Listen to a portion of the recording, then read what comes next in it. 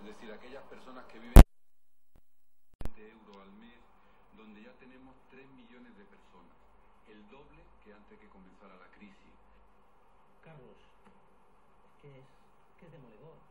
Es que como dice es que sobran ideólogos, faltan idealistas. Ayer, antes de escuchar este dato, cuando escuchamos el desafortunado comentario del ministro Montoro llevando a sus máximos extremos esta perversión, esta corrupción del lenguaje de la que hablamos, ojo, la palabra es esencial en una democracia, la palabra es esencial.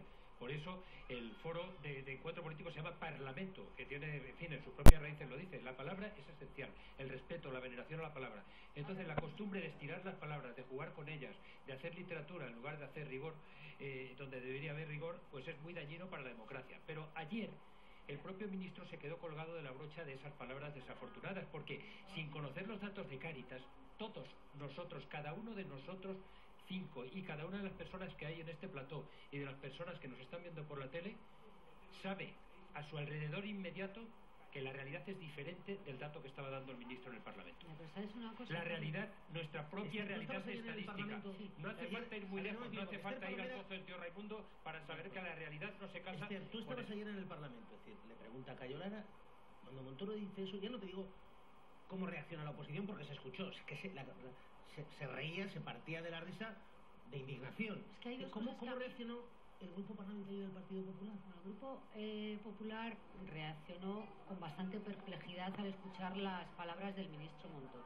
Pero yo creo que para que esta democracia se reconcilie con sus representantes políticos, además de la perplejidad con la que asumieron las palabras de Montoro los dirigentes del Partido Popular, lo que deberían haber hecho en ese momento, bajo mi punto de vista, es reprender y reprobar la afirmación del ministro Montoro. Sin embargo, ¿cómo contestó el Partido Popular a las declaraciones de Montoro?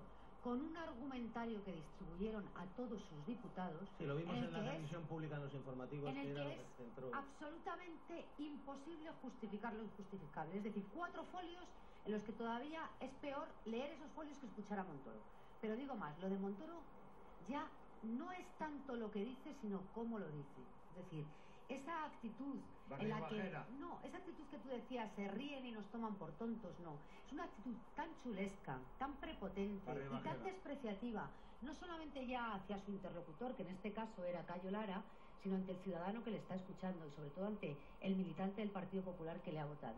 Por tanto, yo creo que lo realmente sano para una democracia sería desautorizar inmediatamente al ministro de Hacienda, que no es la primera vez que se pronuncia en estos términos en el Parlamento. Hay que decir que buena parte de la culpa de lo que está ocurriendo la tiene este señor, que en contra de lo que le decía el FMI, que le indicó, oiga, suba usted el IVA y baje los impuestos, o el IRPF, o déjelo como está. Dijo, no, vamos a subir el IVA y el IRPF. ¿Qué ha hecho? Gripar la economía y agudizar la crisis y agudizar consecuentemente los niveles de pobreza en España. Este señor, que es el gran culpable de lo que ha ocurrido, es el menos indicado para hacer gracias, para insultar a nuestra inteligencia y para mentir. El menos indicado. Luego, como dice Cáritas, los efectos que tiene en una sociedad muy tocada, donde hay gente muy vulnerable, los recortes políticos. Los fondos públicos han decrecido. Se han mantenido y crecido un poco los fondos de la Unión Europea y los de la Administración Estatal, pero han bajado los fondos de los ayuntamientos y las comunidades autónomas, con lo cual prácticamente ha bajado en 1 millón de euros los fondos públicos que recibíamos para nuestros programas. La pobreza es cada vez mayor y además se cronifica, las necesidades básicas no están cubiertas. 12:44, vamos a hablar con una de los responsables de Cáritas, Ana Abril, directora de Área de Desarrollo Social. Ana, buenos días. Hola, buenos días. La verdad es que estamos recibiendo prácticamente en directo vuestro informe de realidad social de este país. Es absolutamente demoledor. ¿Qué datos destacarías tú sobre otros? Claro, nosotros nos hemos quedado con el fundamental en principio, que es 3 millones de personas, casi el doble de cuando comenzó la crisis en pobreza severa. Pero ¿qué otros datos destacarías tú? Porque nos parece terrible el informe. No, a nosotros nos preocupa mucho una sociedad cada vez más empobrecida, el umbral de la pobreza baja, la pobreza es cada vez más extensa, afecta a más personas y luego se intensifica. Estamos viendo esas 3 millones de personas en situación de pobreza severa con menos de 370 euros al mes.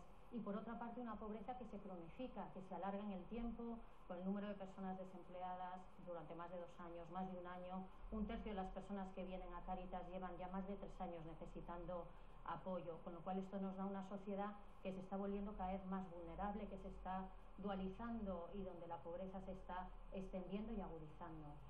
Ana, yo te lo pregunto así de claro, es decir, de cara al futuro, porque hay quien dice, bueno, hemos tocado fondo con la recesión.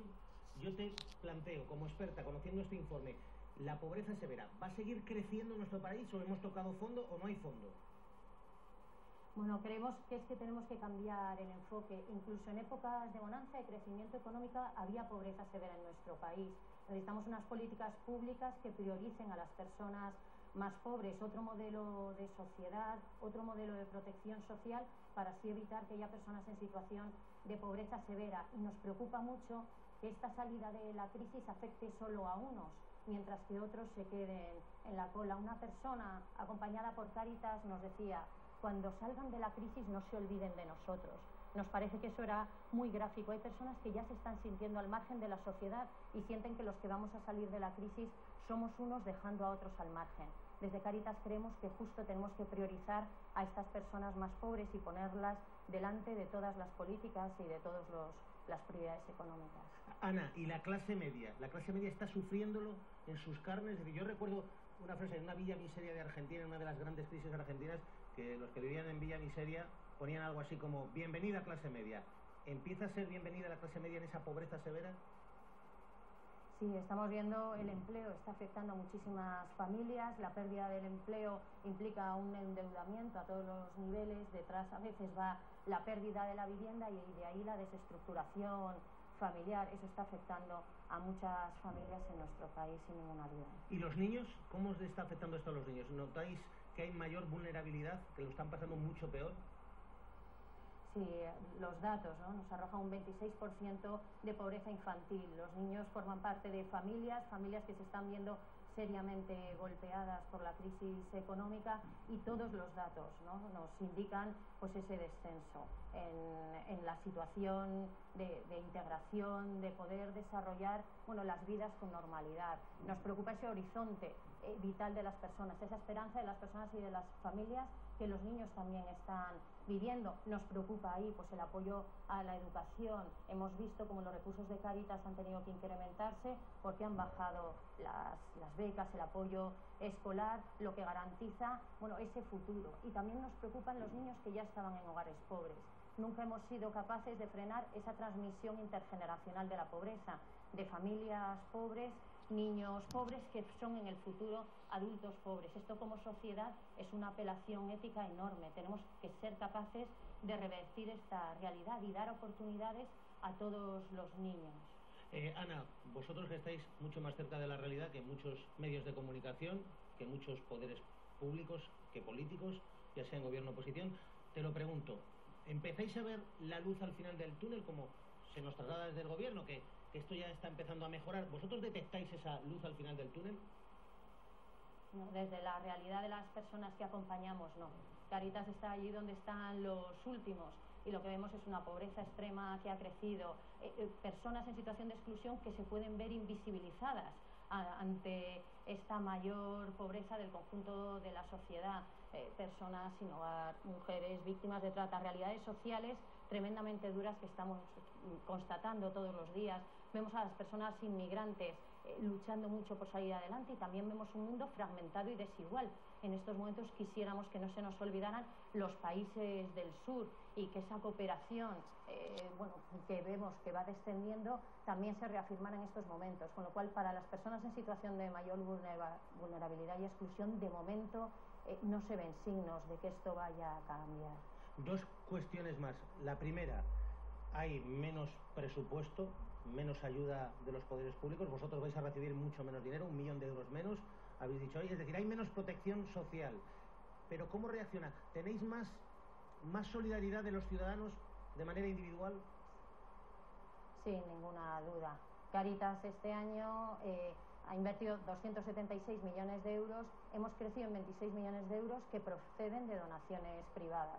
La sociedad es generosa, es solidaria, se compromete no solo a nivel económico, sino ha crecido casi en 7.000 personas el número de voluntarios. Hay 70.000 personas voluntarias en Cáritas que dan su tiempo, su dedicación, su compromiso, su dolerse y conmoverse ante la realidad, su acompañar a personas, y creemos que esto es una fuerza que la sociedad no puede perder. La cohesión, el compromiso, la preocupación honda que nos afecta a todos de cuál es la suerte. Somos un conjunto, somos una colectividad, lo que nos pase a unos afecta a otros. Esas donaciones, pero ese darse también a uno mismo, sí lo estamos comprobando de manera mayoritaria en la sociedad, y creemos que esto es un signo de esperanza sin ninguna duda. A unos y a otros, a inmigrantes y a gente que estábamos aquí desde hace mucho tiempo, pero a todos por igual, porque esto golpea de una manera salvaje. Ana, yo te lo digo, a ver, ahora en directo, alguien está viendo este programa y dice, bueno, yo quiero echar una mano y quiero hacerlo a través de Cáritas, que funciona de manera espectacular. ¿Qué tienen que hacer? Bueno, en cada diócesis hay una Cáritas diocesana, dirigirse a su Cáritas diocesana, su Cáritas del barrio.